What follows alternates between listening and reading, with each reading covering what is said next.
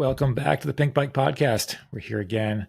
I'm Mike Kasmer, got Dario DiGiulio, and Matt Beer's back. It's been a few weeks since we saw Matt. He was off in his homeland of Newfoundland. So we're going to be talking about what it's like over there. I picture that you went, I don't know, I picture you on like a crabbing boat or going lobster fishing or something, Matt. Is that what you do in Newfoundland? There was definitely a lot of moisture. It was pretty humid, a couple of rainy days, but also some great weather as well. So yeah, definitely living it up out there on the East Coast for 2 weeks or so. Brought a bike along with me, did a review out there, got some photos and some GoPro of the local trails I grew up riding. Cool. Yeah, it was pretty fun. That's cool. Is the riding scene much different than when you grew up there? Like, has it grown? I picture Newfoundland's not exactly like a hot spot in my brain, but is it starting to, like, has mountain biking become more popular than when you grew up there? Yeah, definitely. There's sort of two zones you can ride on the island, or like the best of them. So St. John's on the far east coast, right out in the middle of nowhere. And then the west coast of the island, Corner Brook, they have bigger mountains. They're like 1,000 meters or so. And they have, sort of like a mini BC. There's really varied terrain out there and smaller scene. It's growing. Whereas St. John's, it's sort of been the core riders that have built up these trails over the last 2 to 3 decades. And both scenes are developing. They're growing. But it's pretty hard riding. So the folks that usually pick up a bike, they either stick around or they kind of give up within a year because it's not the friendliest terrain. So it's a demanding place to ride and requires a pretty burly bike and skilled, tough riders. So yeah, it's cool. It's an experience. Is it super rocky? Like, what makes it hard? Is it really rocky or steep or all of that? It's a bit of both. If you've ridden Whistler West Side trails, it's quite similar to that without as much descending overall. But yeah, usually steep, rocky, janky, undulating terrain. It's really hard to keep flow. Mm-hmm. And so, yeah, there are some new school trails that they've built, but those, if you've built any trail before, it's always harder to build an easy trail than a difficult trail to ride because you have to groom it more. So in that kind of terrain, it's really rocky and harder to make it smooth. But it's developing. They've just got a new jump skills park going there. And they've got the Canada Games coming with XC Racing in August. So cool. Yeah, hopefully that like sort of builds the scene a little bit more out there and gets more people on the trails. Yeah, I want to go out there. We need to figure out a way that we do some sort of field testy thing or something. Newfie field test. Yeah, I've only seen pictures. It's just like a mystery spot in my brain, but the pictures look amazing. And I really want to, I like riding weird, hard things. So it sounds pretty ideal. But what would be, if you, what's the ideal bike for there? If I say I'm one of the Pinkbike callers that wants to know they're going on a vacation in Newfoundland, what bike do I bring to Newfoundland to have the best time?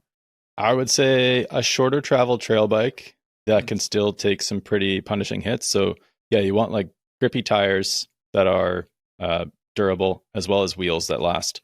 So a 29er, around 140, 150 would be really good. But you could kind of go plus or minus 20 mils on either side of that. So like most of my friends ride enduro bikes because they enjoy the downhills a lot, but there are still some cross-country riders around as well. So that'd be cool too. Yeah, Newfoundland XC test. That'd be fun.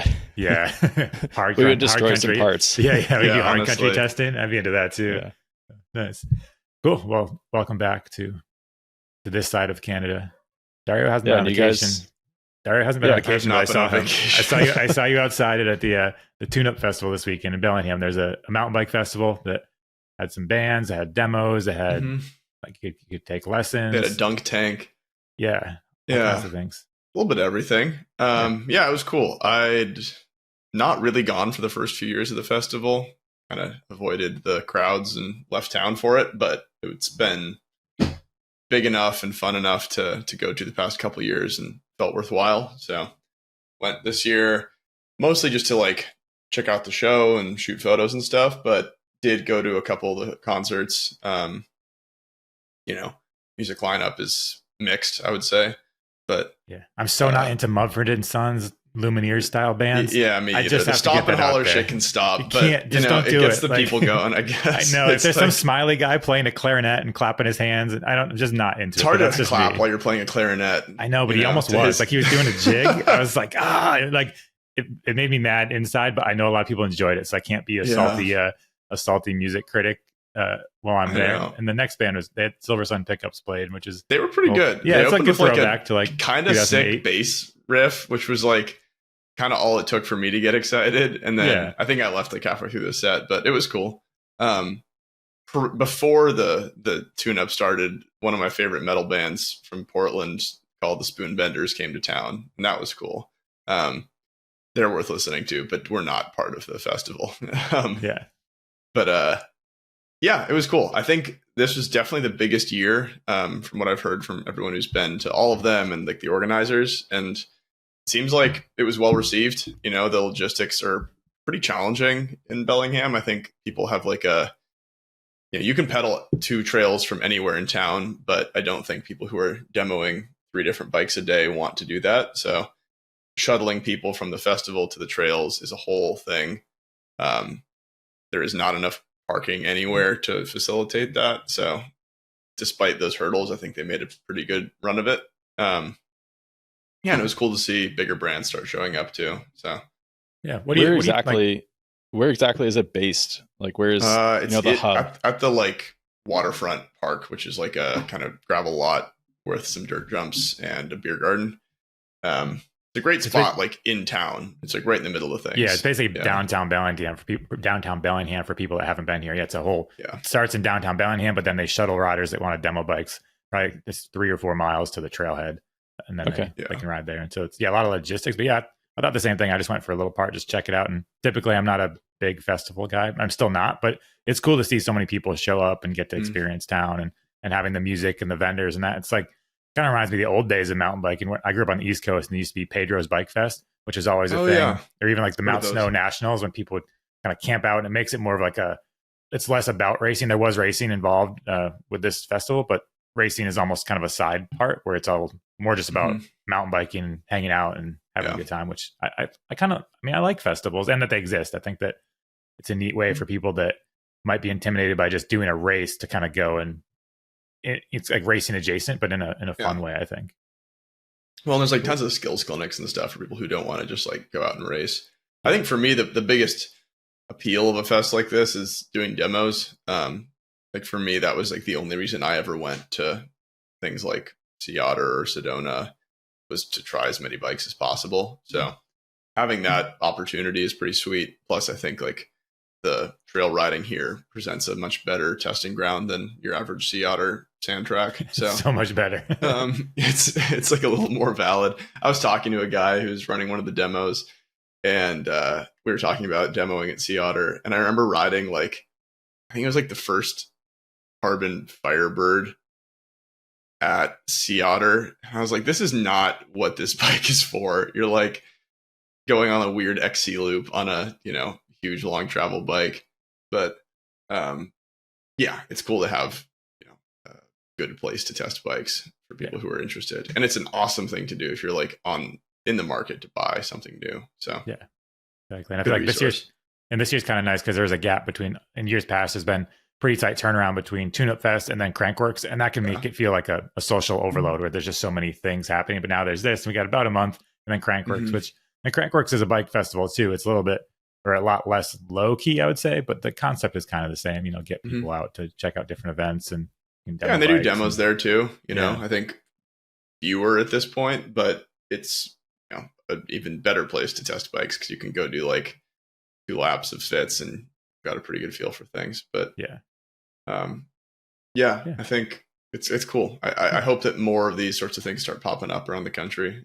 I don't know. It makes sense. I mean, even from a tourism standpoint, if a small town has some cool trails and can kind of build up a festival, they can get people to town to visit and spend some money at the restaurants and local businesses, and I think can be good for that. Yeah. You been to any bike festivals, Matt? Anything that?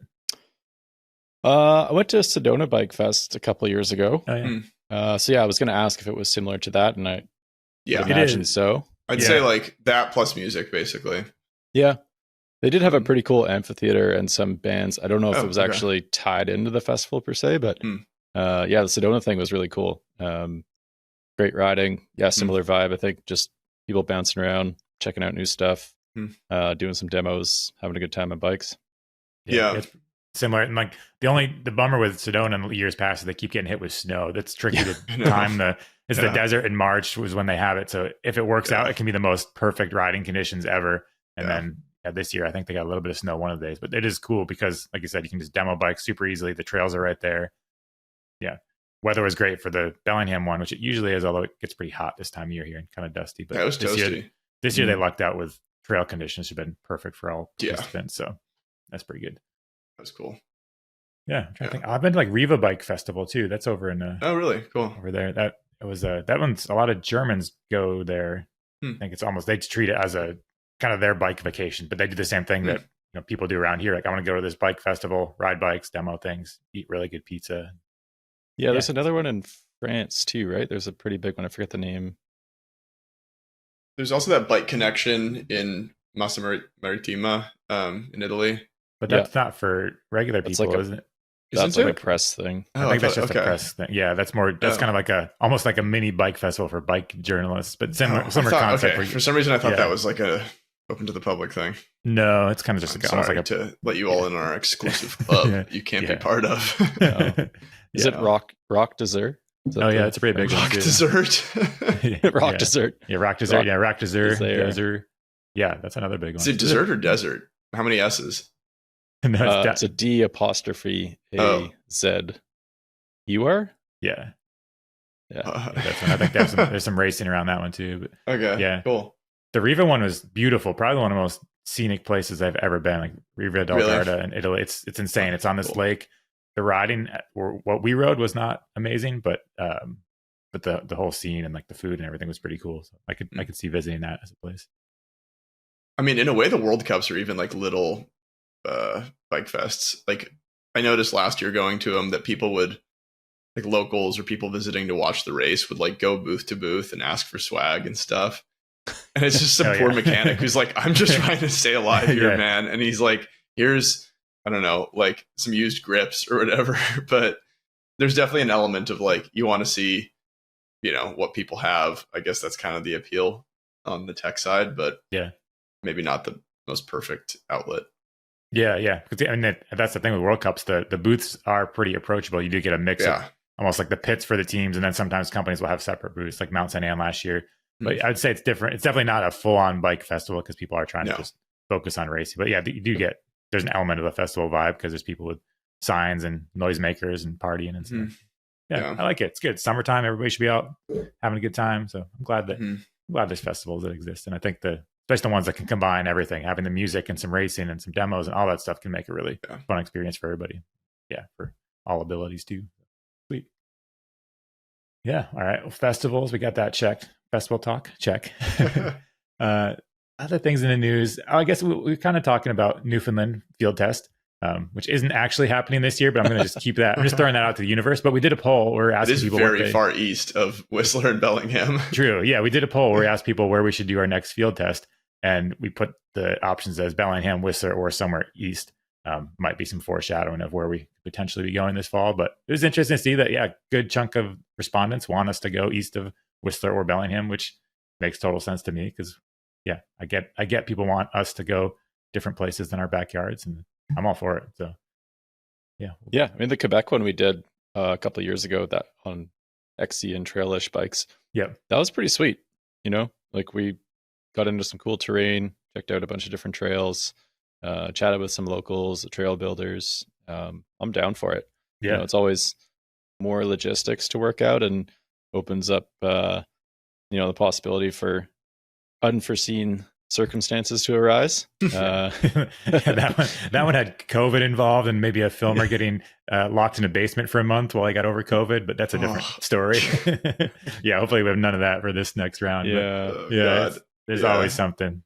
It's hard. I mean, I think the logistics element is something that like maybe doesn't come across it doesn't in the footage that we put out, but turns out like wrestling all those cats is a little challenging. I mean, Matt and I are doing a mini field test of sorts right now of some component stuff, and even that, like just getting a dozen components together is a bit more challenging than it should be. So there's always one thing you forgot, or somebody forgot the right valve stem, or you need the tape, or there's last little, like I helped out with the Velo road bike field test in California earlier this year. And same thing. We got there, we thought we were dialed, but then inevitably had to keep driving to the bike shop to get all the little random things that we needed to make things work. So yeah, it's a challenge, but I like doing it. But and this also, in that poll, we asked people what kind of mountain bikes we should test, because we said no downhill bikes this time because we just did those, and we do have an area in mind, and more than likely there's not a lot of downhill riding there, so we'll see.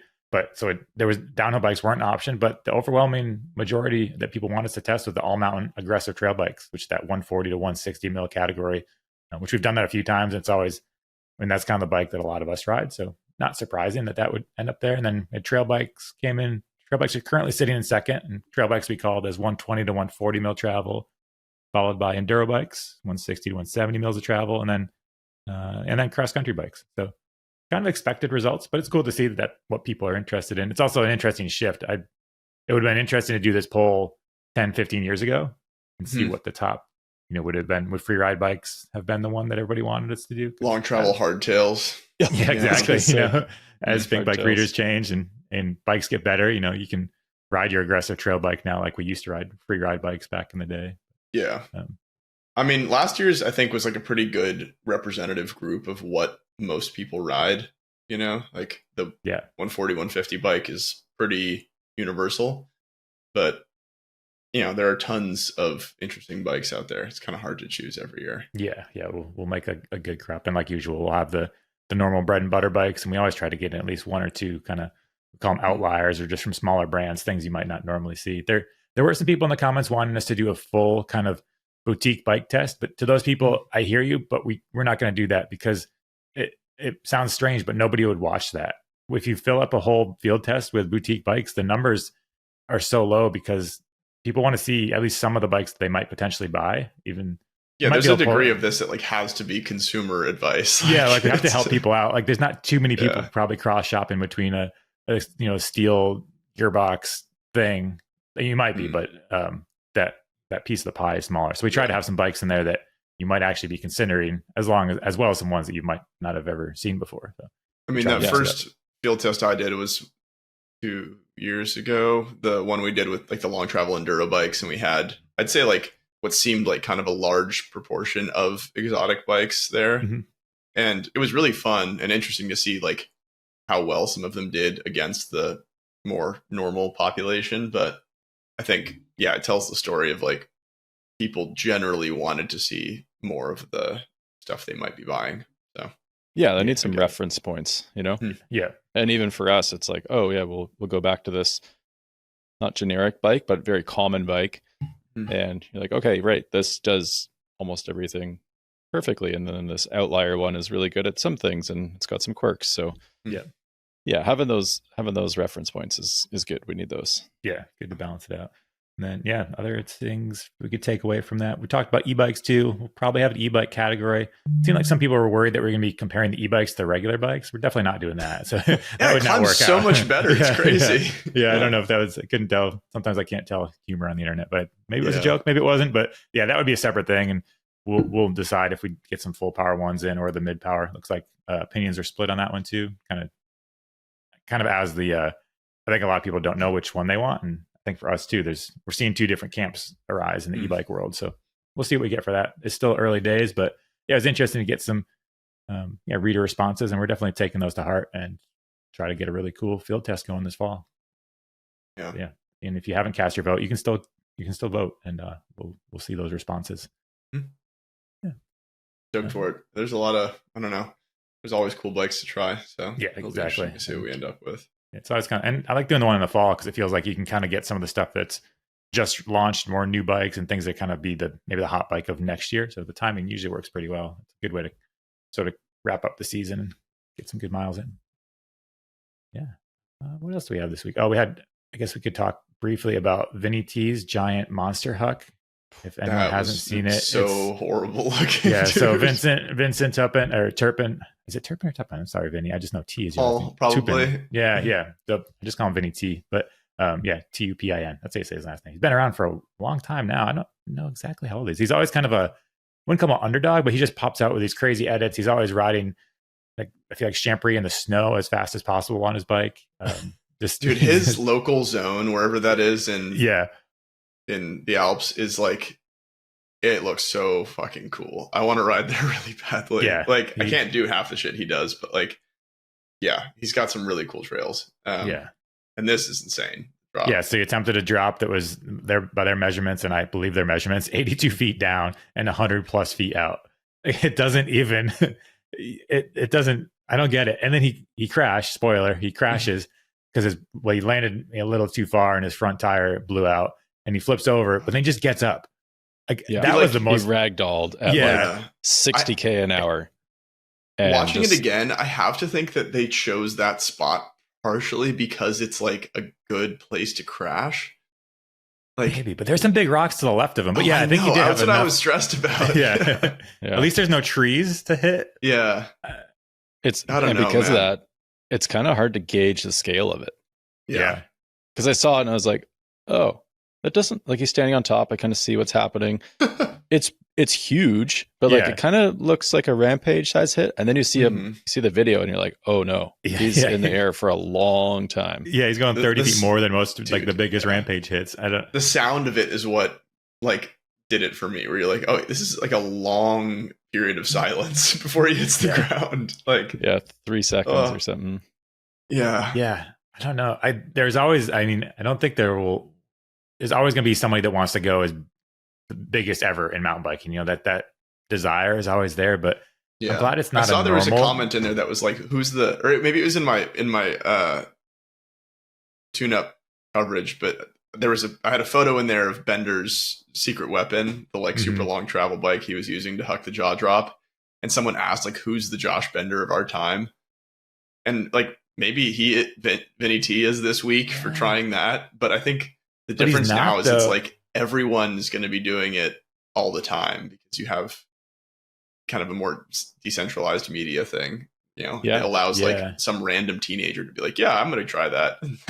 There was that kid in South America that just YOLO'd and flipped that huge step down. Yeah. And also ate shit. But like, props to him for, I mean, you don't have to go out and do that stuff every day or, you know, even once in a lifetime, but there are special people out there doing some wild stuff. The Bender of our time might be that kid in China that's hucking those stairs. Yo, I was just going to say him. Yeah. Because like Bender, all credit to Bender. He definitely pushed the sport as far as showing people what you could potentially do. But he also wasn't, I don't want to offend Bender. Sorry, Bender. But like, he wasn't landing the stuff he was doing. He had lots of confidence near that it would work, but it was not even near land. I mean, he's eating shit. Like, he wasn't the best. People almost dismissed him too at the time as a joke because like, look at this nutball. He's just jumping off and crashing. Like, that's stupid.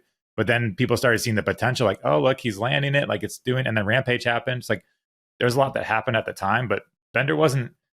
He was almost more of a stunt man, I'd say. Like, but where now, I think Vinny's a great rider, and so I think that your pool of people that could potentially land a really, really big drop is larger. But also, I'm kind of glad that the push isn't just to land the biggest thing ever. And I can say after riding a monstrosity of a bike yesterday. Oh, yeah. From 2 decades ago, it is incredibly hard to ride those bikes. Oh, yeah. So I can't imagine jumping off something 60 feet tall on one of those and getting it right. Like, even if you're dialed, they're so much harder to ride. And Bender was doing it before landings were invented, basically, you know, because they're just like plopping into the desert. Like transitions yet. Yeah. Like, the sand will stop me and I'll be fine. So. Yeah. Cool.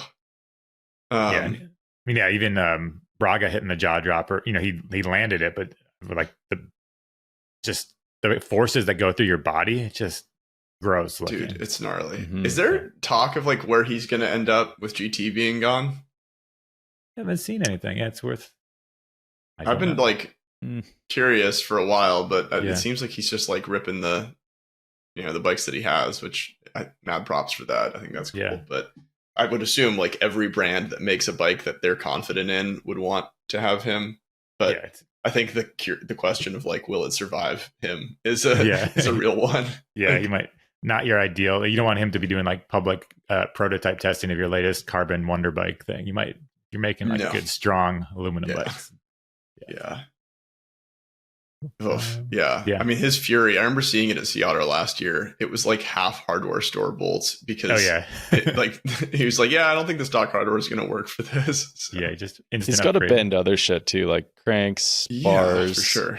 Like I overshot a small step down on the weekend and landed a bit flat, and I bent my pedals and my cranks, and I was like thinking, really? Whoa. I feel like small for Matt is probably pretty big. Yeah. Well, it's nothing in comparison to what Vinny T and Braga are doing. So I'm just like thinking, like, what is their bike going through? Yeah, totally. Yeah, the force is on your everything. Yeah, impressive. Oh, yeah. I mean, enough force to like make your own pedals. Like, I guess that's his argument with that. Like, yeah. Steel axles are not light, but they are a little harder to bend. And I think he just runs Saint stuff, which like is pretty beefy. Yeah. Yeah, dude, I don't know. I'm stoked to see whatever Braga's working on. So yeah, same. He's up in 10%. Maybe we should try to get him on the podcast. Maybe we can get some that'd be sick. Reveal of what he's doing. If you're listening, Braga, that'd be cool if you're listening. But if you do, hit us up. Otherwise, we'll get in touch with you. I know. I don't think he does. Hopefully, he's just building crazy stunts in the woods, not listening to this. But he could. I mean, I know he's been working with Steve and Caleb on that, like, something that joint of Steve's. Yeah. Other things in the news. We also had the uppy downy dropper post that you. Oh yeah, we can pivot from incredibly huge free ride stuff to very niche cross country stuff. Yeah. I mean, two things in the XC world. We also had our first 32-inch bike revealed.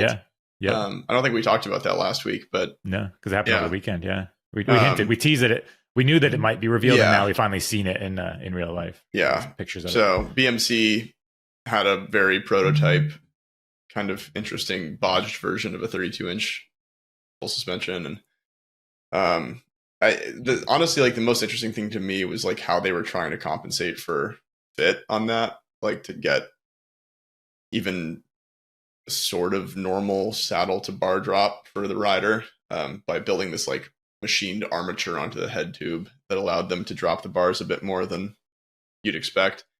And then they had another machined thing to like drop the wheel in the forks dropouts.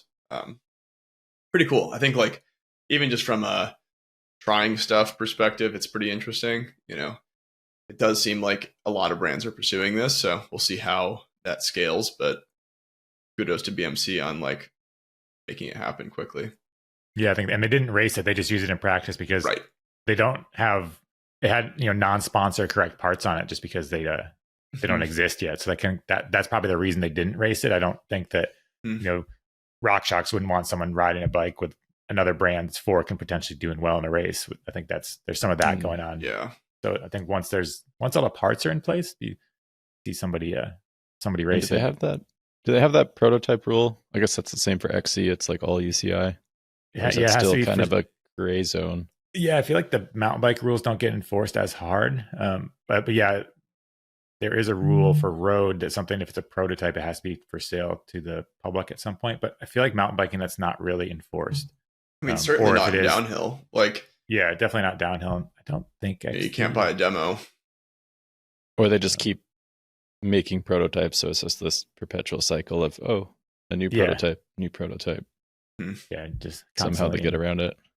Yeah. For some reason, I feel like XC doesn't really have as much of that. I mean, we'll have to look at the rule book and see if that's an element, but maybe there's an element of you benefit a little less from prototyping than with downhill. Or like downhill, it's like, okay, we can, revise our linkage or change, frame material or something like that. Like we can make like big gains via prototyping, where with XC, it's like reduce weight, increase efficiency, increase capability if possible.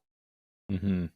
Yeah. I guess you're not seeing. Yeah, they're not seeing as many dramatically different bikes these days in the XC world, just because it seems like they've settled on that. I mean, they're all like flex stay with a swing link. Yeah. Yeah, I was gonna say they're all going towards a generic version. Yeah. But if it works, I mean, I guess then it depends on the motor. The human that's on it is the power in it. It's what it goes to. I kind of like that idea too. The concept of someday. I do like the idea if there was a race series where they all ride the same bike, just different sizes, but all the equipment's the same, just to kind of level the playing field. But be cool. That'd be a trick. It'd be almost even if there's just one race a year where they did that, the standard. It'd be interesting. Yeah, like the World Champs is like the opposite of what it currently is, where it's like, okay, you just like everyone rides the vanilla bike and that's it. Yeah. Well, talking about bike festivals earlier, I think that's a sweet idea for a demo and a race. It's like everybody just rides the same bike. Oh yeah, that would be good. I think I mentioned that before, so I won't put it down on it. But no, it would be cool. Yeah, it sounds fun. There's been like kind of talk of that with like Pinkbike Hot Lap. It would be hard to do with sizing, but like to have everyone have to ride the same track on the same bike would be pretty interesting. Yeah, if you got a run of the same frame and build up 3 or 4 identical bikes, and that's the one you can pick from to ride your lap. That'd be cool. Be something there. Yeah. Another thing to add to the wish list. Many weird ideas, but the one other XC thing is that up down dropper. So like there have been BMC again had made an up down dropper that allows you to drop it without sitting, but that required frame integration because it uses a giant air chamber in the down tube to charge the whole thing. And this company Raven is developing a dropper that is aftermarket and does the same thing. They're pretty tight-lipped about how it works, but it uses 2 cables, so I think it's safe to assume that there's like some push-pull action going on. What do you think's going on in there? I mean, almost in my mind, I'm almost picturing just like a pulley system where it's actually the movement of the cable is being like magnified, so it's just pulling it down, and then because it didn't say that it's not using it, doesn't use oil or something like. I don't know. It's very light. Like that's the one thing he was reinforcing was like it is going to be competitive in weight, where I think all of the options that would use hydraulics would be quite heavy in order to do that kind of action. So yeah, I think I think we'll just have to wait and see. But it is interesting just to have options in that sense. But it does also use 2 cables, which is annoying for sure. I want someone to mentioned that he's working on like a 1 cable version. So seems like with the electronic dropper post, that's where you'd have the potential if you could have a little servo motor that somehow brings it back up again. Getting it to go fast enough would be tricky. Like it'd make it a lot more complicated, but I really do like the idea of a long travel dropper post where you just push one button to go up, one button to go down. I mean, even with like with the way that the Axis remote would you use it, you think? Oh yeah, for sure. 100%. Yeah. Imagine how nice it would be to not need to sit down before a descent. I think that's fair. I think you would just be, once you use it, I feel like you would wonder how we ever got along without it. Yeah. I know that homie here is like, this is going to be like a game changer for marathon XC racing. And I think that is true. Like, I don't see it as much. I mean, it will be like, they'll probably, that way they'll just take any argument against using a dropper post away from the marathon XC crowd. But I feel like in an enduro race, something like that's where it'd be huge. And you're coming up over some weird little rise. There's a jumble of rocks that you have to descend the other side, and you just push the button, like seats out of the way. True. And you push it again, it's up, like boom, boom, boom. Yeah, there's definitely points on trails where you're in the middle of some debris or some terrain. You're like, oh shit, I need to drop my post, but I don't really want to sit down here. Yeah. I can see that being massively beneficial for XC riders and enduro racers. Yeah. But yeah, so with this one, Dario, did he mention that it needs to be charged? Like, I remember that was the one caveat with that BMC prototype, was that it only got X amount of drops before it had to be recharged or something. I think he said it's like an infinite use thing. So cool. Yeah, the BMC, when you get 100 deployments or whatever before it runs out of air. So this is not constrained in that way. So yeah, and it sounded like, but it potentially only for short travel applications. That's just making me think that there's something that's going on the inside that would make it not scalable to a longer travel post. I'd be curious to see, if you are dealing with just a cable pulling it down or releasing something. Yeah, it just might not be a way to make it. It's like roughly 100 mil travel currently. So yeah, we'll see. I think I think that's probably a big element of it, is like whatever mechanical action is constraining it to some definite amount. But yeah, cool to see more. I'm sure we'll see an electronic version at some point. It does make sense that would be the first application. Yeah, even if integrate it into a bike or somehow in it. want to make e-bikes where it comes first, but it would make sense if you got that whole big battery and you could stick a motor and whatever somehow it weight just seems possible. penalty there is. Yeah. The future maybe, because we've been talking about this for so long. I think RC and I thought we had all kinds of plans. We had a long conversation once years ago where we talked about the potential of an up-down dropper post and also the dropper post that would change your suspension settings. When it lowered, it would open up your compression, and when it raised, it would firm up your compression, which doesn't quite happen yet.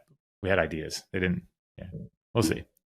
I heard rumor that the electronics that the Rogue Racing team is using is, and this comes from the Downtime pod, I think with Nico was talking about this, that he thinks that the electronics they're using on that Rogue Racing squad, like Thibaut Deprel is on, has to do with braking. So like there's a sensor on the brakes that allows the dampers in the fork, or maybe just shock, maybe fork and shock, to respond to braking forces and like change compression to suit.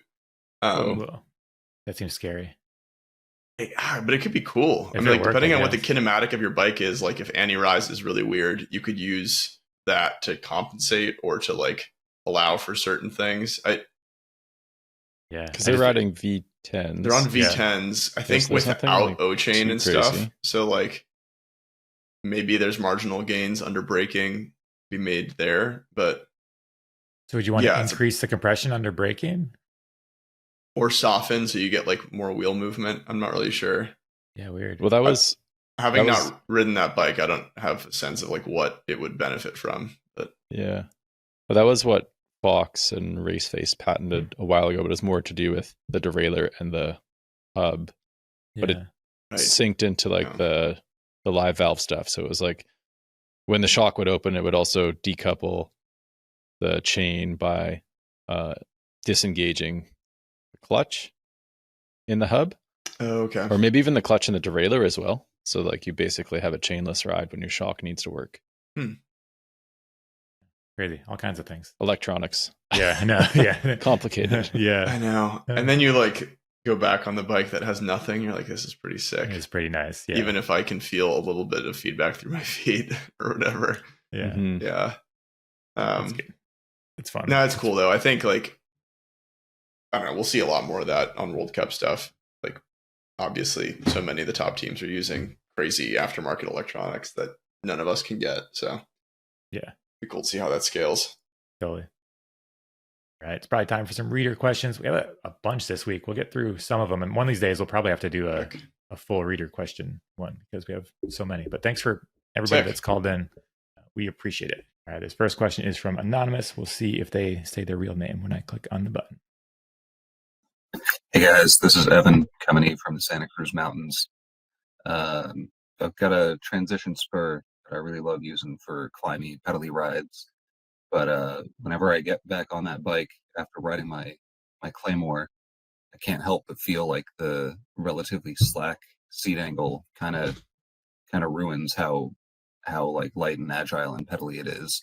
I'm looking at one of those Fair bicycle drop vest like seat post clamp offset things for the spur, and I'm wondering if I do that, am I going to need to change around the cockpit, like roll the bars back, get like a higher bar or a lower bar? I don't know. Geometry is confusing. What do you guys think about that? Just shifting the seat forward and how that might affect the rest of the riding area and all that stuff. Keep up the good work, guys. Love the podcast. Honda Fit for life. Yeah. Hell yeah, dog. Sick shout out. I've been chatting with the guy at Fair Best recently, actually, because I'm trying to get one for the stab and try to make that seat angle not like 42 degrees. And he's quite responsive and knowledgeable. So I think you could ask him if he has any recs. But honestly, and from my perspective, I don't think you'd have to change anything else on the bike except your seat post height. Because sometimes if you scooch the saddle far enough forward, it changes like effectively how high your butt is above the pedals. So yeah, I don't even think that he necessarily needs the seat or the what's it called again? Fair Best.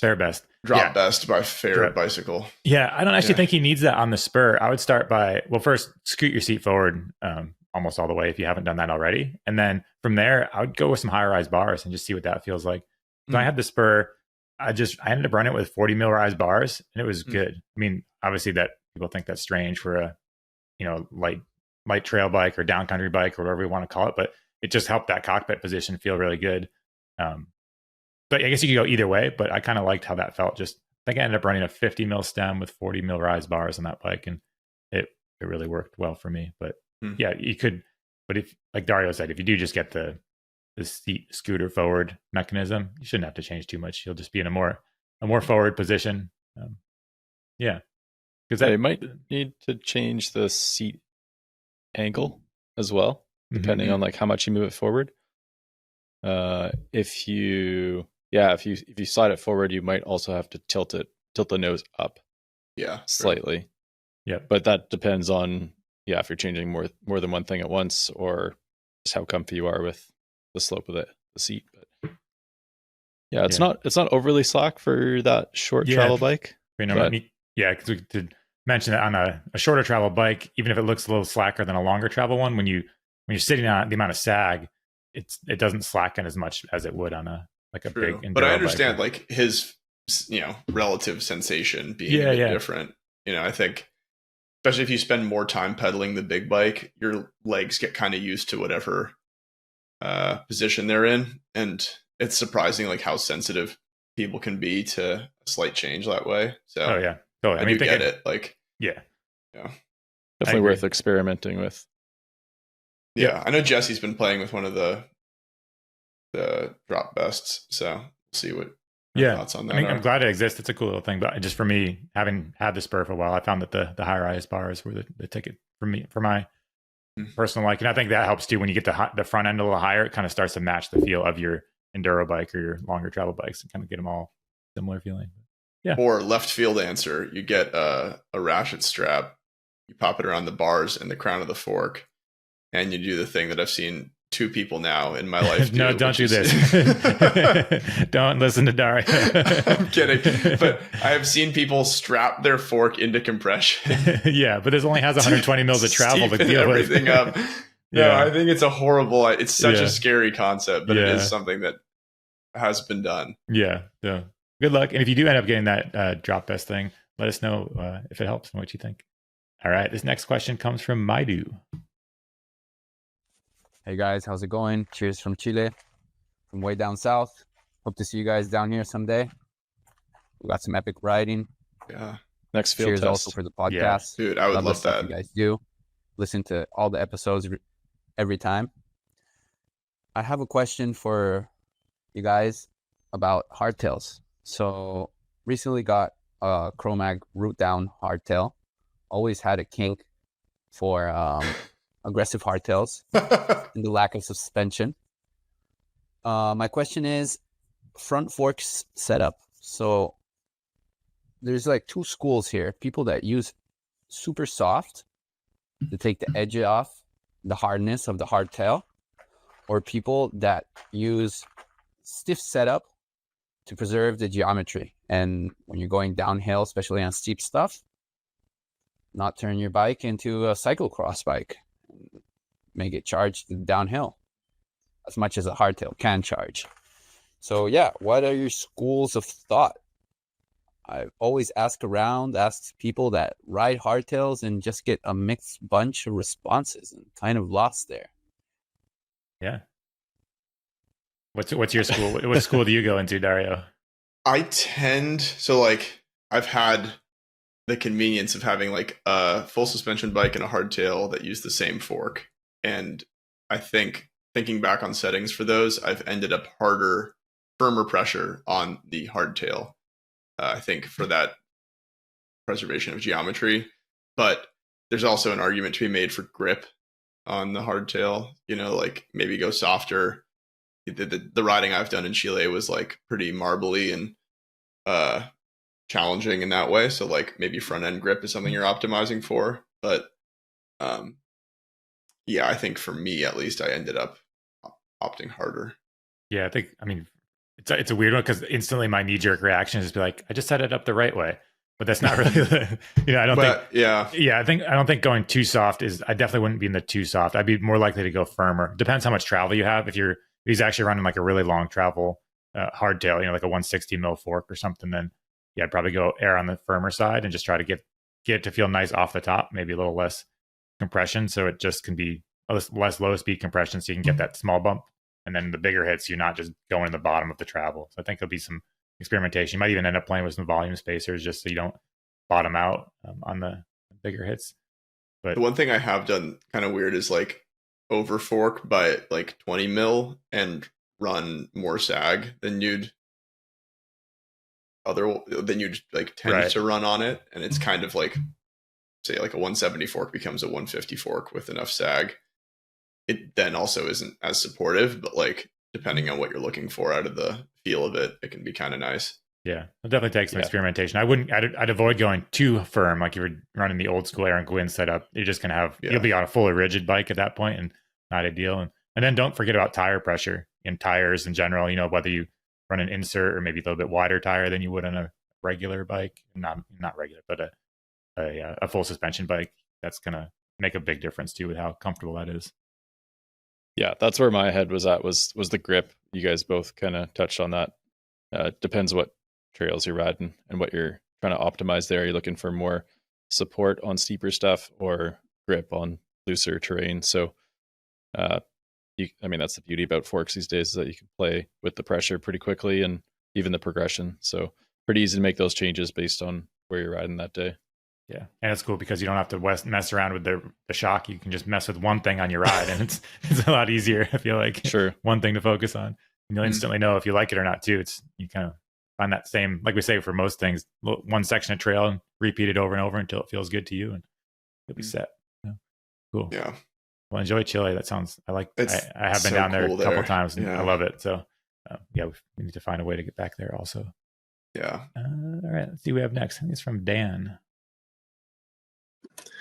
Hi, this is Dan from Boston. I just moved out east from Oregon and I'm looking for some advice on a new bike purchase. So currently I have a Chameleon and a gravel bike, and I bought the Chameleon as a winter bike in Oregon and to do some XC racing. And now that I'm in Boston, I find there isn't a ton of gravel and I'm mostly riding the XC bike, but I'm getting beat up on the rough trails around here.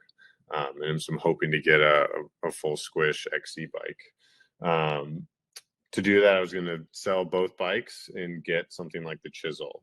And so I guess my question is, number one, is the full suspension going to be that much more comfortable? And number two, am I going to miss having the gravel bike? I'd get 2 wheel sets to have some fast tires and, sit on the back with friends.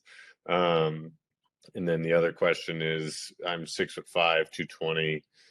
Am I going to be too big to really use the XC bike? Is it going to be able to stand up to the abuse of a heavy person riding it?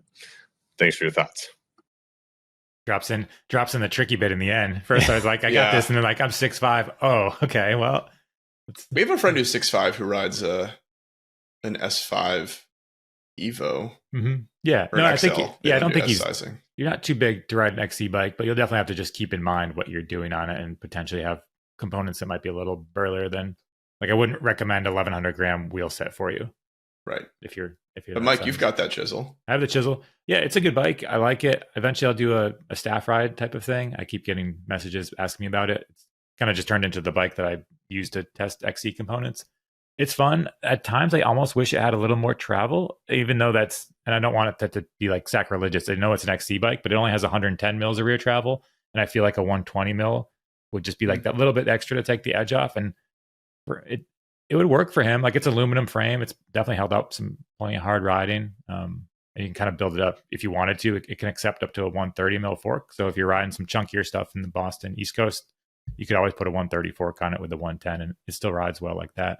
So I think that's a good option, and I don't think you would have issues as far as the strength of the frame or anything. It's probably a better option in some ways maybe than a super light XC or super light carbon frame.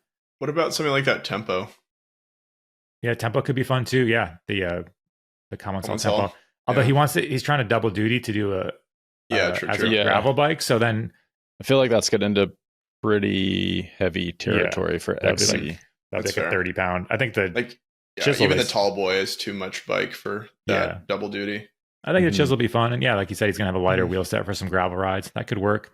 I feel like someone did you see it floating around? I saw a picture the other day of a chisel with some drop bars. I think someone sent me it. I wouldn't recommend that. That's but a I think thing. Someone did that. But if you wanted to just have some different wheels for the chisel, it'd be totally fine. And it does have a lockout on it, so you could have a full locked out experience if you wanted to do that, just for the occasional gravel ride. But I bet you'd have enough fun doing XC rides that you wouldn't gravel as much. Yeah, that's a pretty smart play with the two wheels, and putting drop bars on there is a big undertaking. That's silly. I don't actually. I wouldn't. Also, honestly, if you want like the hand position thing, just do inner bar ends inside the grip, and you'll be just as happy. Like you could do a 100-mile ride on an XC bike without issue. Yeah, that happy. Yeah, and playing with tires too. Yeah, you can make your one wheel set could have a little bit burlier, still cross country tire, but more aggressive, and then you could go super low profile. We're talking the Aspen ST or something that basically has no tread. So, yeah, or even run like 40 mil gravel tires on like a narrower set of wheels. Yep. Yeah. There's options. So I think you're looking at the right things, Dan. The chisel's fun, works well. It's not as expensive as other things. It will beat you up less than a hardtail. For sure. Yeah. I was saying I wanted a little bit more travel, but it's definitely comfy enough compared to a hardtail that you can get through some chunky bits. And I've seen Mike do things on that cross country bike that you would not want to do on a cross country hardtail. No, it would be a lot more painful. Yeah. It does a good job with what it is. So I think that could be a good option. All right, we'll get time for at least one more. Let's go to Tim. Hey, Tim from Snoqualmie, Washington here. I have a question that I'm hoping actually you can get Ben Cathro to answer for me. At least bonus points if you do. Can downhill pros ride equally as well with either foot forward? For example, I descend primarily with my left foot forward, and when my right foot accidentally ends up forward, I feel like I could run into a tree at any moment. Second piece of this, just looking to start some beef. My hot take is Bellingham's great, but our trails are better. Have a good one. Where do you live? He said he lived in Snoqualmie. Oh, fucking but he's bullshit. Like he's in the same he's in the same state. I was like, it's fine. You can just you just drive there. Or ride cool. there. Yeah, it doesn't really matter. But that doesn't start beef. You can live in Snoqualmie. Enjoy riding down there. It's good. That's my favorite. That's what I like to think whenever someone's like, I have better trails here. I'm like, good. That's the best thing you can believe is that you have the best trails. Yeah.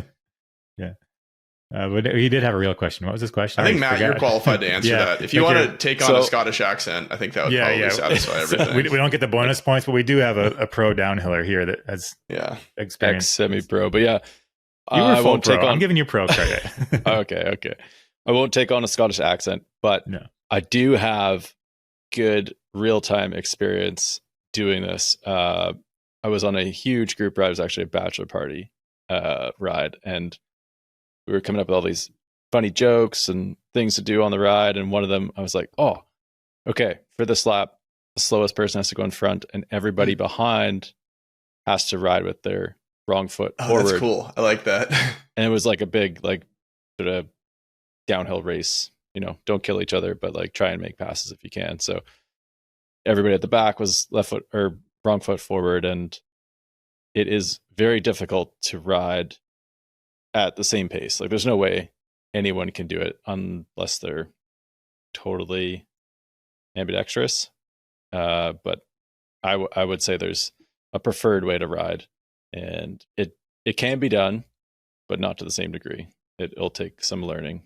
So give it a try. Have some fun with that experiment. I don't see why you would ever purposely ride with the wrong foot forward unless you're really tired on extremely long downhills. I've tried that before to avoid cramping, but it usually you end up worse off than you think. Yeah, and I've never heard of any pros being known for being ambidextrous. There's probably one or two people maybe in the world that could ride as well both foot forward, but I haven't heard of that as being like, hey, did you know that so and so can do this? It's kind of like how people can spin both ways. Their opposite tricks look the same as their regular tricks, but I've never really heard that with which foot forward. I don't know. Yeah, it's not a secret weapon or anything. Like you have a dominant foot. And if you don't think you do, try and do a manual with the wrong foot forward, because you'll just turn sideways. Yeah.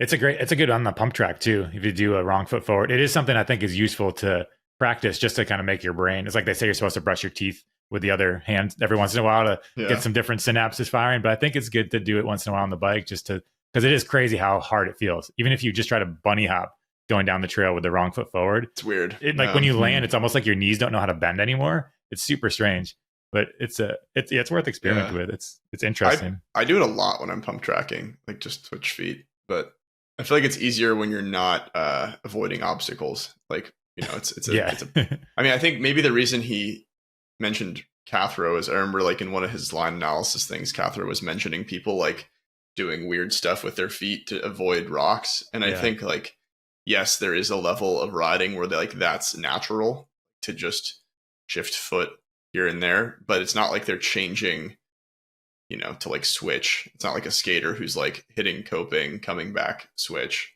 There's no utility to that in downhill. It's like return to center whenever possible. Luckily, the pedals spin 360 degrees, so you can like block weird and then go back. Yeah. Mm-hmm. Yeah.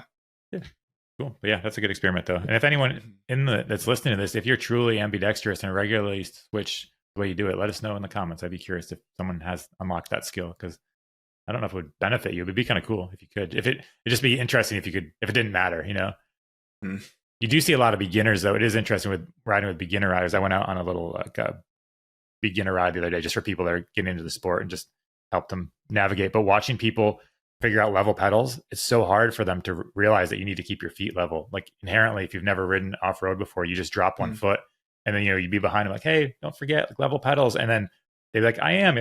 Definitely not. Like that foot is on the ground. It's interesting, the things we take for granted. You just think that, obviously I would keep my feet level, but when you're starting out, it's even just having the, one foot, you figuring out which foot goes forward is tricky too for some people. Yeah. We get that in like this, like for skiing or snowboarding. That's another thing too. I've worked in a ski shop, and you try to ask somebody like, are you regular goofy? And like, I don't know. So we just have them turn around, and then I'd be working at the bench. They would turn around, and then I'd put my hand on their back and just push them. And then whichever foot they put forward. Oh, whoa, that's cool. Yeah, it works pretty well. And you have to be careful not to like just deck somebody, like old guys. Yeah. It was more for the kids. They're like, I don't know. And like, we didn't do it with the older people, but with the kids, it does work in most cases. So, yeah. That's cool. Yeah. Weird little quirks of I'm gonna start pushing body. people around me. Yeah, exactly. Are you regular or goofy? Yeah. I guess we'll finish this up with, we can let people know for regular goofy. Which foot forward do you ride, Dario? Right foot forward. That's your goofy. And Matt? I'm left foot. Same. Regular. Bike? Yeah, left. regular. Yeah. But do you guys have a preferred corner direction? I think left. See, mine's left too. Like I'd rather hook a left turn than a right. I think that's because I have a bad shoulder. I think I like right, but I'm left-handed, so yeah. Which left-handed doesn't matter if you're left or right-handed. It doesn't correspond to if you're regular goofy. People think that, but that's not related at all. Which is I will also say I'm all over the map on like what hand is dominant. Like I write with my right hand, pick with my left. I shoot a bow with my left hand, or like, and then a gun with my right. Like it's all over the place, all backwards, and then I bat left-handed and golf lefty. I kick with my right foot. I think maybe I got like scrambled somewhere, and now it's all just all over the map. Yeah, it's all different. It's interesting. Yeah, humans are funny. Yeah, they are. I know people who've switched like goofy to regular over the course of riding because they changed some other thing. Like they went from like flats to clips, and that's what felt safer. And like, those are edge cases where I'm like skeptical that they were like totally in tune beforehand, but I think it can happen. I mean, yeah, cool. Wow. That's some deep thoughts on left versus right foot forward. We should get like a neurologist on here at some point and try to figure all this out. Yeah, we can do a little survey and see which riders are like how many World Cup wins have been won by left foot versus right foot. Oh, interesting. We'll get is it like an outlier versus the regular riding population? Yeah, get Ed on that. Yeah. Cool. Well, I think we'll call that a wrap here. We still have some questions we'll dig into next week, but keep them coming. We can keep going back to them. I appreciate everyone leaving messages. And same thing, if you want to put them in the comment section, we'll read those ones too. Until next time, that's it. Take it easy.